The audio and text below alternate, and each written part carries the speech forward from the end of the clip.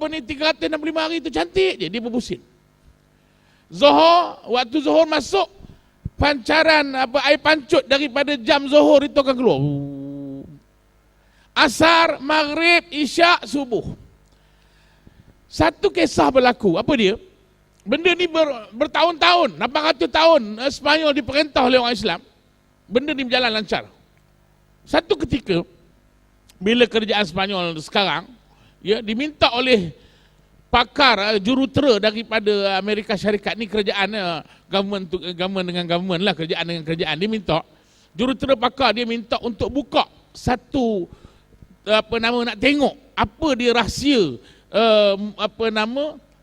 yang ada dalam jam-jam ni, nak tengok, buka satu je. Saya pun tak pasti yang mana dia buka, Zuhur, Asar, Maghrib, Isyak, saya tak tahu, tapi satu dia buka, nak tengok macam mana perjalanan motor tu. Bila buka tuan-tuan, pasang balik sampai sudah tak nyala. Ini inovasi yang luar biasa ini. Apa kekuatan mereka?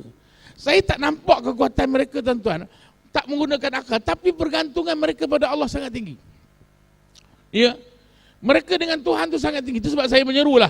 Di sini ada kebetulan yang boleh bercakap dengan pakar-pakar perubatan, ada sini semua orang hebat-hebat. Kita orang Islam, bila kita cipta contoh vaksin ke apa, ya, kita ada nilai-nilai agama di situ. Kita fikir macam mana nak letak yang apa halal punya, yang tak ada campur dengan benda-benda haram. Saya yakin kita boleh buat. Kita boleh bina itu. Ya, apa sajalah. Ya. Dulu kalau JE, Japanese Sensibilities lah, apa orang nak pergi haji, terpaksa suntik vaksin tu. Ya, yang makcik kampung tu, awak dengar vaksin ni vaksin babi, jenuh lah awak, katanya. Nak pergi haji. Kan? Jadi, kalau orang Islam boleh fikir, maknanya, boleh kreatif, boleh mencipta itu, insya-Allah saya yakin kita akan berada di tempat yang sepatutnya. Sebab apa?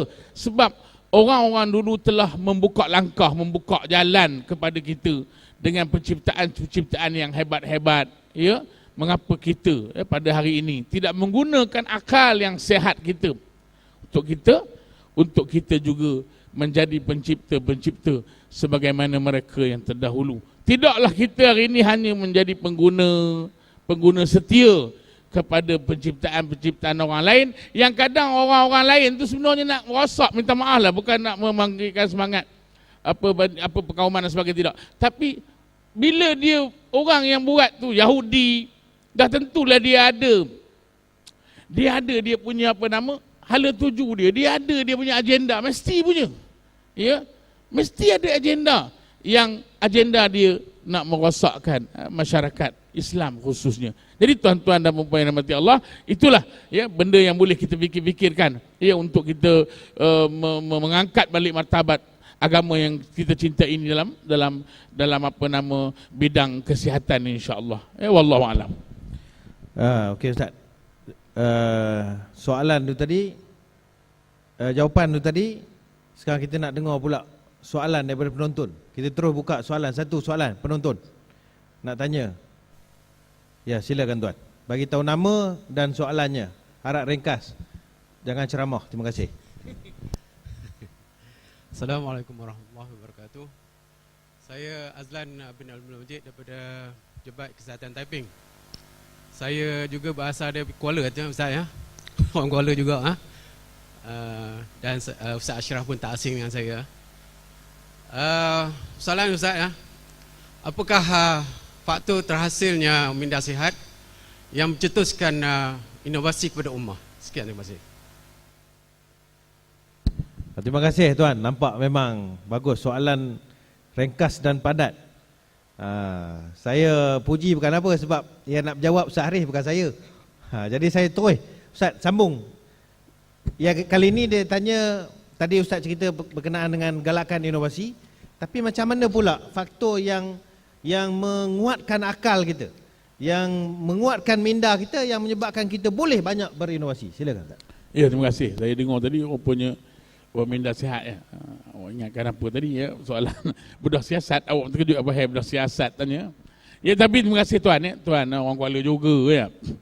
Jadi hadirin hadirat yang dirahmati Allah, mesti ada faktor ya. Faktor pertamanya kekuatan orang dulu ya. Dia untuk kuat. pergantungan dia, saya nak sebut dulu daripada sudut sebelum kita pergi yang lain. Ya, pergantungan mereka kepada Tuhan itu terlampau dekat, ya. Hubungan mereka dengan Allah Subhanahu Wa Taala terlalu hampir.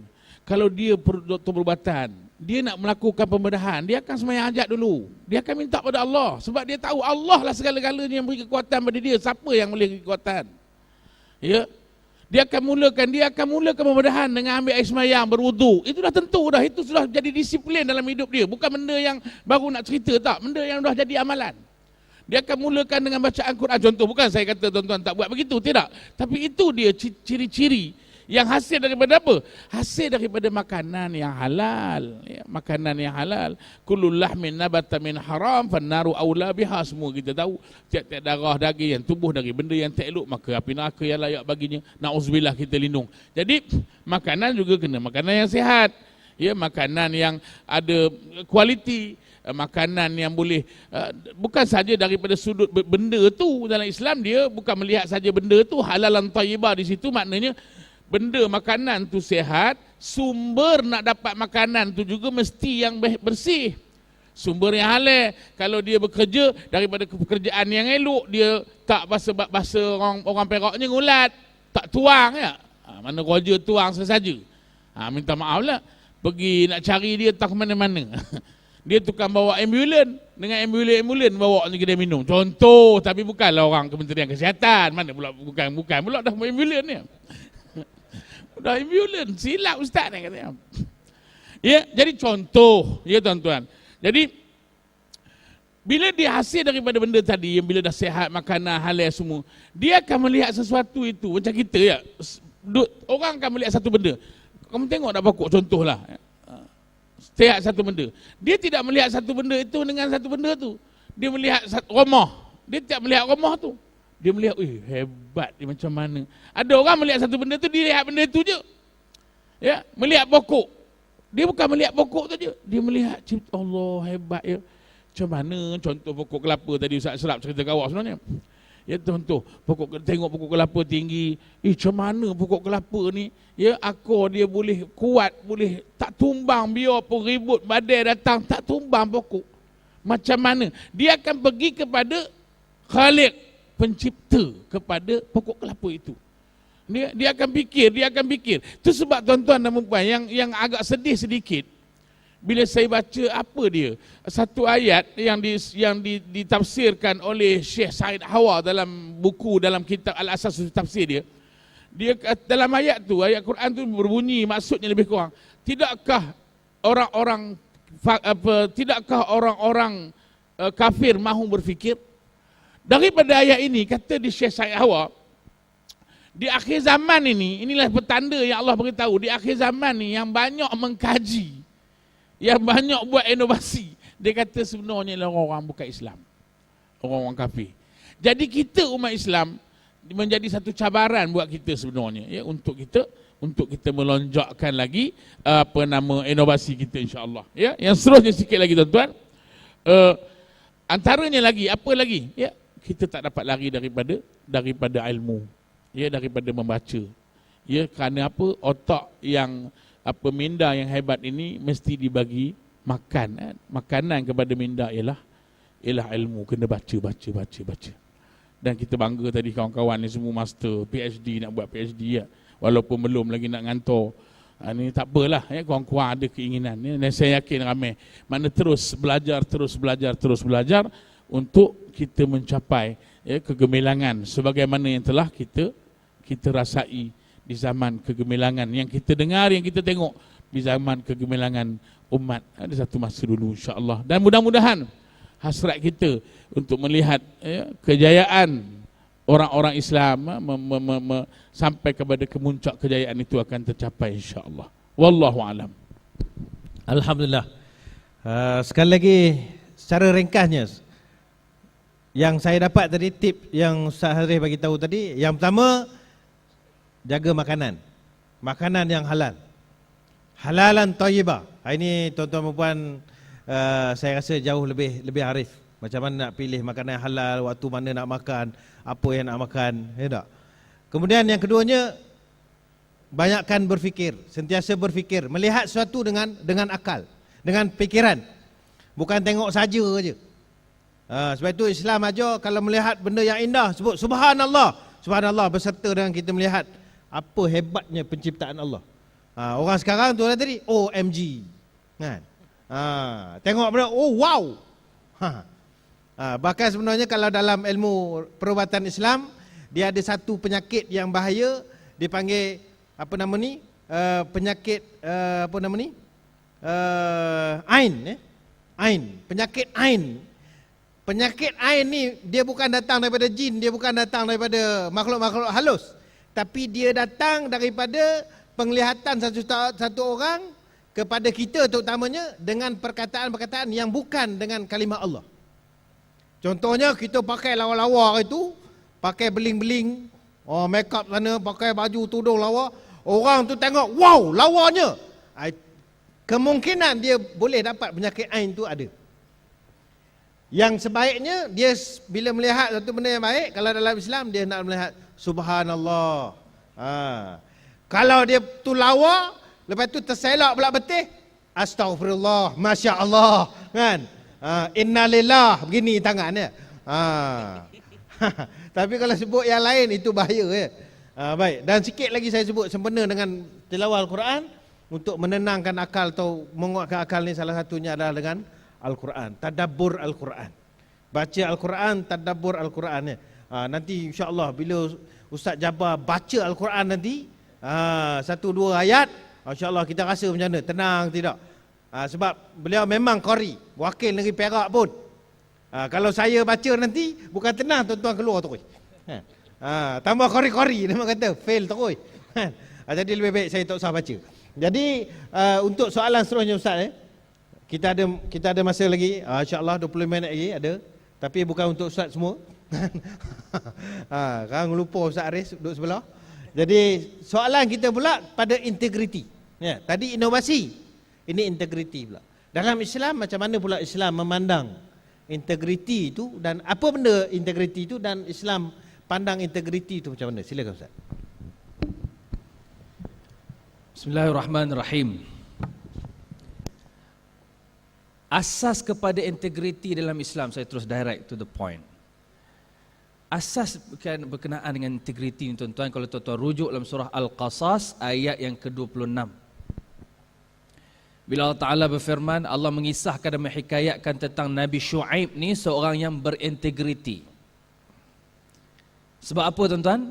Dia pergi ke kampung, sebuah kampung, kampung Nabi Shu'aib. Nabi Musa alaihissalam, ni cerita pasal Nabi Musa bukan Nabi Shu'aib. Nabi Musa dia pergi ke kampung Nabi Shu'aib, lalu dia buat kerja, jadi seorang pekerja yang sangat berintegriti. Lalu anak Nabi Shu'aib ni berminat, dan dia nak meminang, ni perempuan nak meminang orang lelaki ni. Siapa contoh-contoh perempuan meminang lelaki ni? Anak Nabi Shu'aib nak pinang Nabi Musa alaihissalam, tapi dia tak direct lah. Dia tak adalah pergi menahan Nabi Musa. Aku nak ngawin dengan kau. Tak ada lah gitu. Tak depan-depan. Tapi dia melalui bapaknya. Lalu dalam Quran sebut, kenapa pilih Nabi Shu'aib? Quran kata, Allah Ta'ala berfirman, Ya abati istajirhu, Inna khaira man istajarta al-qawiyul amin. Wahai bapa, ambillah Nabi Musa ni jadi pekerja kita. Sebab sebaik-baik pekerja itu, inna khaira man istajar, sebaik-baik pekerja yang kita nak ambil dia jadi pekerja, al-qawi al-amin. Yang pertamanya qawi. Qawi ni kuat. Bahasa moden kita ni kompetensi. Al-amin, amanah. Bahasa moden kita inilah integriti.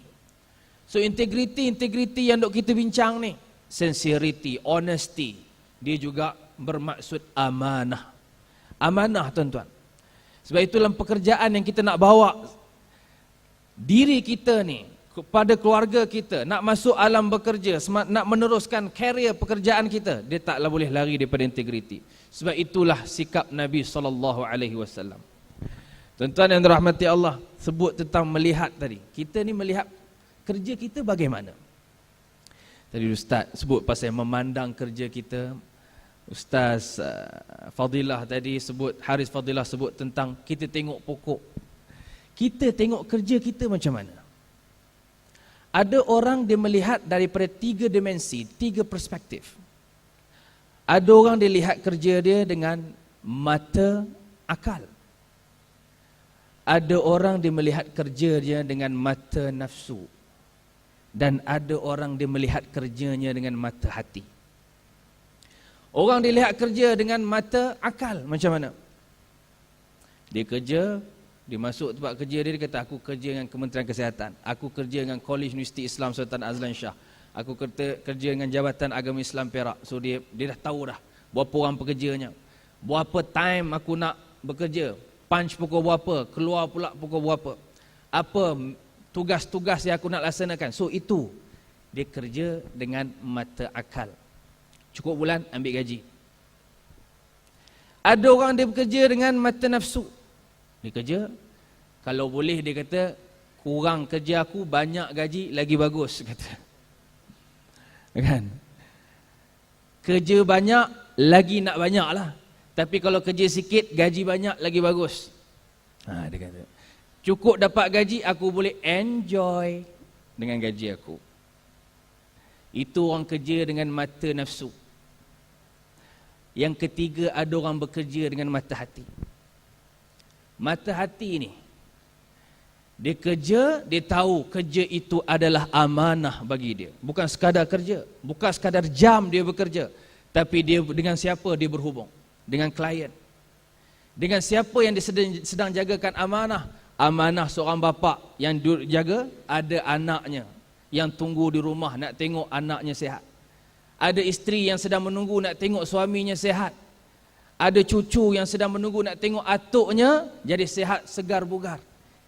Jadi dia tahu siapa yang dia sedang berinteraksi. Lalu dia buat kerja itu dengan sesungguh-sungguhnya. Sebab itu tuan-tuan, saya ni biasa duduk hospital juga, tu yang tahu cerita. Duduk hospital. Sakit yang paling kritikal saya kena ialah sebelum masuk program Imam Muda. 2 minggu. Kena denggi. Awak dah rupa itu dah. 2 minggu atas katil. Kejap hospital ni, kemudian pergi ke Perlis, masuk hafazan. Isteri saya masuk hafazan Quran di Perlis, masuk di Perlis pula. Hospital Perlis, 2 minggu. So kita tahu, masa duduk di hospital ni macam mana. Orang yang sakit pun kita tahu. Kalau dia sakit, macam mana dia nilai pada kesakitan dia. Ada orang dia kata dia sakit, sakitlah. Dah masuk waktu dah ni. Apa kata kita semayang dulu? Ustaz macam mana nak semayang Ustaz? Nak pergi bilik air jauh benar, 1 kilo. 1 kilometer katanya. Jadi dia tak nak semayang. Pasal dia menilai sakitnya itu sakit. Itu tuan-tuan, doktor, nurse apa dia boleh buat di hospital? Diingatkan pesakit dia tentang waktu solatnya mesti dijaga walaupun dia sakit. Dia kena ingat pesakitnya juga bahawa tuntutan aurat dia, kalau dia boleh jaga, dia boleh elakkan daripada pandangan yang bukan mahram dia, dia kena elakkan. Ini tak tuan-tuan, benda-benda macam ni bila dah sakit dia lupa dah. Lupa dah. Ini yang banyak berlaku pada hari ini. Sebab itu saya tertarik dengan doktor kalau dimasukkan elemen tu. Saya ni dulu pakai spek mata, tuan-tuan tengok dalam TV, saya pakai spek mata. Rabunnya pun boleh tahan juga 600 ke 700. Satu orang doktor, dia offer, dia kata, Ustaz, saya tengok Ustaz ni pakai spek mata. Kalau Ustaz tak ada spek tu, gamak-gamak macam mana rupanya? Saya teraba-raba lah. Teraba-raba kalau tak pakai spek. Cuba Ustaz bayangkan Ustaz tak pakai spek. Seronok tak? Seronok. Mau tak pakai spek? Mau. Macam mana gayanya? Saya tanya balik pada doktor. Boleh, cuba Ustaz buat LASIK, dia kata. Berapa kos nak buat LASIK ni? Kos buat LASIK ni kalau 12 mata 7,000. Kata awak tak ada duit 7,000. Tak cukup.